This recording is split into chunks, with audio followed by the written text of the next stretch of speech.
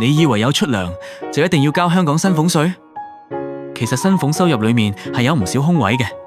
所謂空位唔係走法律啦，而係法律本身容許嘅情況，只係大部分人唔清楚自己有冇資格用得着。一般嚟講，香港薪俸稅主要係向3類人收取：打工一族、擔任特定職位嘅，例如公司董事呢類以職位形式被委任嘅人士，同埋領取長俸嘅人。但問題係，你嘅情況係唔係屬於香港薪俸稅範圍呢？講返重點，薪俸收入其實有唔少空位，不過講清楚呢啲空位唔係話有就一定用得着，而係要好多條件過得到先至得。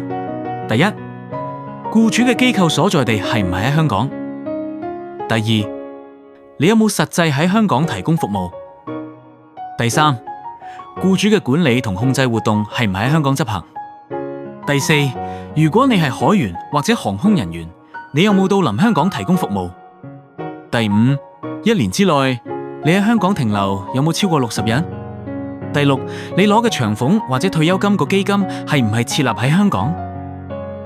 睇完呢6項，你都唔好咁快開心住，因為每一個所謂嘅空位背後都有大量條件，同時需要符合，少一樣都未必過到稅局嗰關。所以問題唔係有冇空位，而係你嘅情況係咪真正符合相關條件。下一集我哋會同你拆解呢啲空位究竟有幾大機會用得上。